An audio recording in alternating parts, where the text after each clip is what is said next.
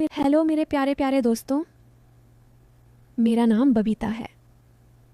उम्र अभी अभी 39 की हुई है, पर लोग आज भी मोहल्ले में फुसफुसाते हैं, अरे यार बबीता जी तो अभी भी 30 की लगती हैं, पूरा फायर है उनमें। मैं हंस देती हूँ, क्योंकि सच तो ये है कि मेरे अंदर की वो आग, वो जोश, वो कमुकता अभी तक बुझी नहीं है। आईने के सामने खड़ी होकर देखती हूँ तो खुद ही सोचती हूँ, वाह बबीता, कमर अभी भी 28 इंच की पतली, छाती भरी भरी 36 की, हिप्स ऐसे घुमावदार कि सादी पहनते ही लहराने लगती है। लंबे लंबे काले घने बाल जो कमर से नीचे लहराते हैं, गोरा गोरा रंग जो चांदनी रात में चमकता है, होंठ गुलाबी गुलाबी जैसे कोई फूल की पंखुद्दी, और आंखें, अरे वो तो ऐसी हैं कि एक बार नज़र पड़ी तब पदियाचिया ने किरदायते कार्य से के मूड दिया जाए तो मर्द की रूह तक हिल जाए।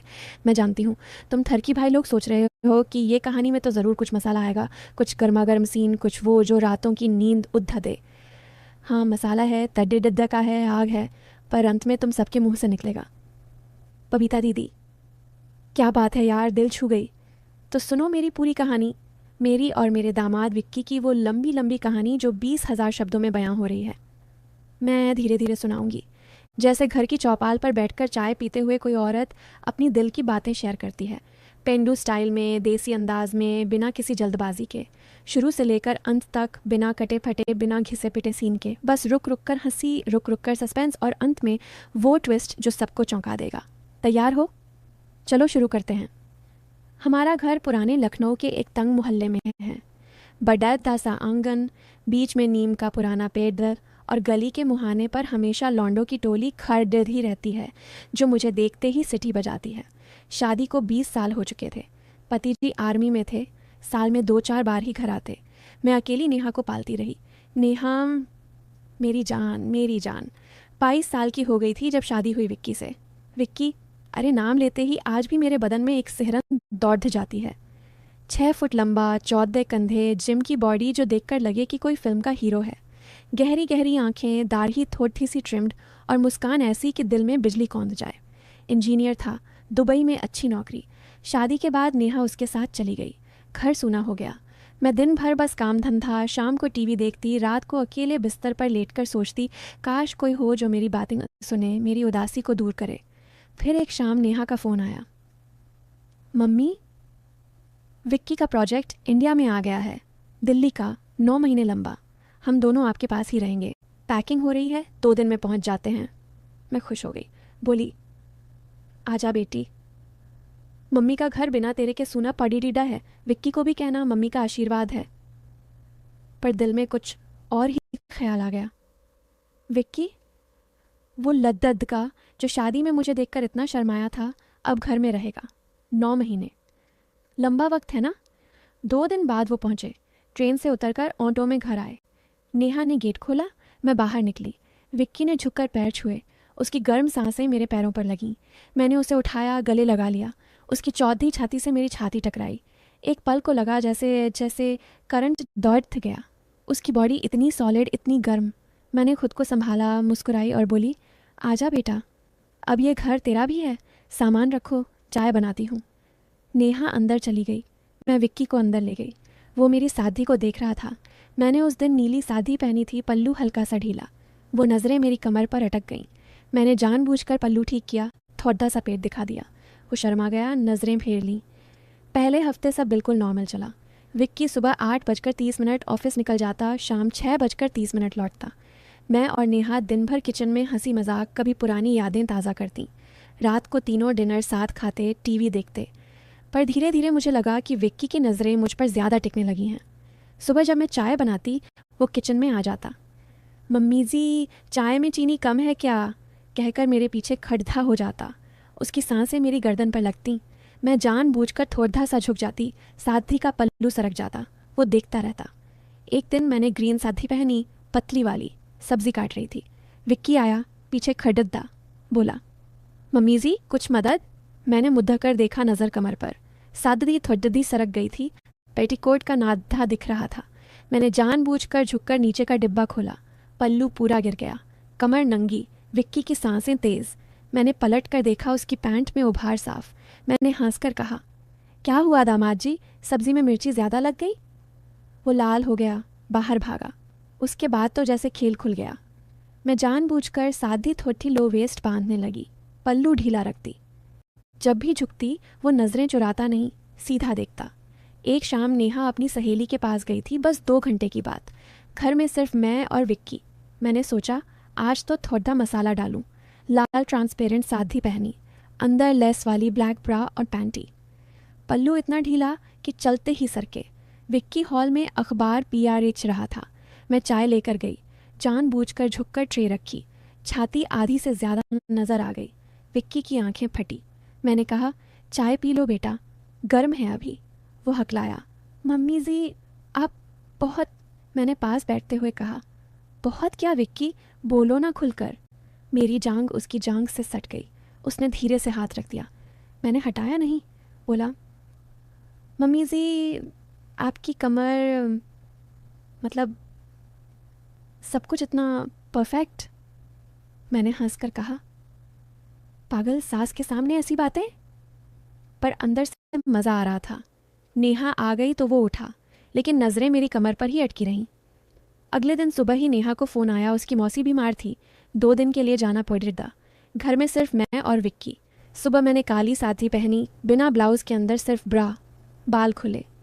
विक्की नहाकर आया। मैं किचन में ब्रेड टोस्ट कर रही थी। वो आया, पीछे खड़गदा। मैंने जानबूझकर झुककर तवे से ब्रेड निकाली। पल्लू गिर गया, पीठ नंगी। विक्की की सांस मेरी पीठ पर लगी। बोला, मम्मी जी ये। मैंने पलट कर देखा, शॉर्ट्स में तंबू।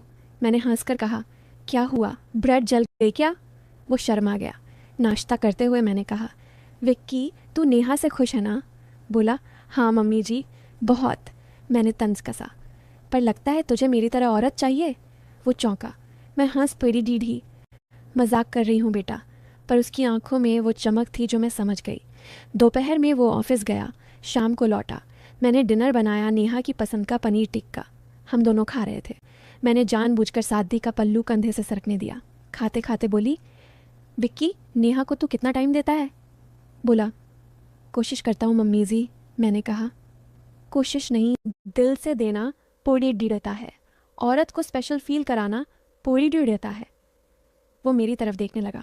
मैंने कहा, जैसे उसके बाल संवारना, उसके कंधे दबाना, बिना कहे ही उसकी पसंद का गिफ्ट लाना। उसकी नज़र मेरे होठों पर अटक गई। डिनर ख़त्म हुआ। रात के 11 बज गए।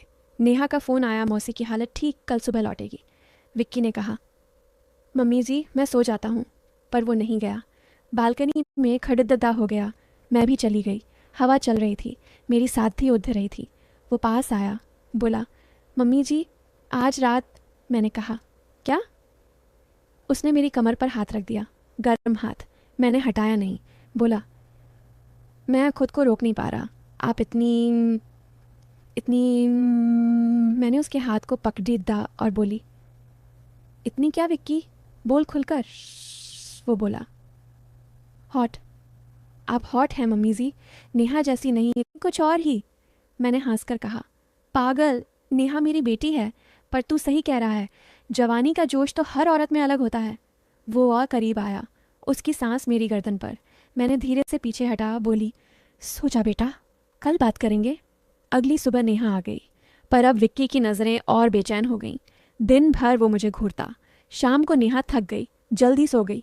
विक्की और मैं हॉल में टीवी देख रहे थे। मैंने कुर्ता पहना था, दुपट्टा ढीला। मैंने जानबूझकर पैर ऊपर रखे।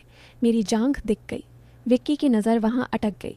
बोला, मम्मी जी आपका पैर दुख रहा है क्या? मैंने कहा, हाँ बेटा, थोड़ा दर्द है। वो झुक गया, मेरे पैर दबाने लगा। उसके हाथ गर्म, मजबूत। मैंने आह भरी। बोला, मम्मी जी आपकी स्किन इतनी सॉफ्ट। मैंने कहा, तेरी नेहा की भी है बेटा। वो ऊपर देखा, आंखों में आग। नेहा की खर्राटे की आवाज़ आई तो वो रुका। रात को मैं बिस्तर पर लेटी सोच रही थी, ये क्या हो रहा है? मैं सास हूँ, वो दामाद, पर ये आकर्षण, ये मज़ा। दिन बीतते गए। नेहा को फिर जाना पड़ी था। इस बार 5 दिन का फैमिली फंक्शन, घर में हम दोनों। पहली रात विक्की मेरे कमरे में आया 12 बजे। बोला, मम्मी जी सो नहीं पा रहा। मैं बिस्तर पर लेटी थी, नाइटी में। बोली, बैठ जा। वो बिस्तर के किनारे बैठ गया। मैंने जानबूझकर नाइटी थोड़ी ऊपर सरका दी। जांघ दिख गई। वो देखने लगा। मैंने कहा, विक्की, तू नेहा से प्यार करता है ना? बोला, हाँ, पर। मैंने कहा, पर क्या? बोल। वो बोला, पर आप में कुछ और ही है। आपकी वॉक, आपकी स्माइल, आपकी वो कमर। मैंने हंसकर कहा, कमर देखी है तूने? वो लाल हो गया। मैंने उठकर उसके पास जाना, मेरी छाती उसके चेहरे के पास। बोला, मम्मी जी, बस एक बार छू लूँ? मैंने कहा, छूना नहीं विक्की, समझना, औरत को कैसे प्यार करना है वो सीख। फिर मैंने उसे अपनी ज़िंदगी सुनाई, कैसे पति जी कभी टाइम नहीं देते थे, कैसे मैं अकेली रातें काटती थी। वो मेरे हाथ पक कर रोने लगा। बोला, मम्मी जी, मैं आपको कभी दुखी नहीं देखूंगा। उस रात कुछ नहीं हुआ, बस बातें। पर अगली रात, दूसरी रात, विक्की फिर आया। इस बार मैंने हल्की सी नाइटी पहनी, अंदर कुछ नहीं। वो आया, पास बैठा। मैंने कहा, आज क्या सीखना है? बोला, आप सिखाओ मम्मी जी। मैंने उसके कंधे पर हाथ रखा।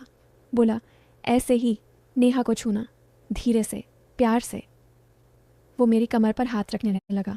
मैंने रोका, बोली, नहीं, पहले समझ औरत का दिल कैसे जीतना है। हम घंटों बातें करते रहे। वो मेरे पैर दबा रहा, मैं उसके बाल संवार रही। सस्पेंस था, आग लगी हुई थी, पर सीमा पार नहीं हुई। तीसरी रात, चौथी रात, यही सिलसिला। विक्की बदलने लगा। नेहा को फ़ोन पर सरप्राइज़ देने लगा, उसके लिए गिफ्ट ऑर्डर करने लगा। नेहा खुश। मुझे फ़ोन, मम्मी, विक्की ने क्या कर दिया है, फूल भेजे हैं दुबई से। नेहा लौटी, पर हमारा सिलसिला रुका नहीं। नेहा सोने के बाद रात 1 बजे छत पर मिलते, कभी बालकनी में, कभी किचन में चाय बनाते। मैं उसे सिखाती, औरत को सम्मान दो, उसकी आंखों में देखो, उसके सपनों को पूरा करो। वो मेरी कमर पर हाथ रखता, मैं हटा देती, लेकिन मुस्कुरा देती। सस्पेंस बढ़ता जाता। एक रात नेहा को शक हो गया। वो छत पर चली आई, हमें देख लिया, रोते हुए बोली, मम्मी, विक्की, ये क्या? मैंने उसे गले लगाया। बोली, बेटी, कुछ गलत नहीं, बस मैंने तेरे पति को सिखाया कि तुझे कैसे प्यार करना है।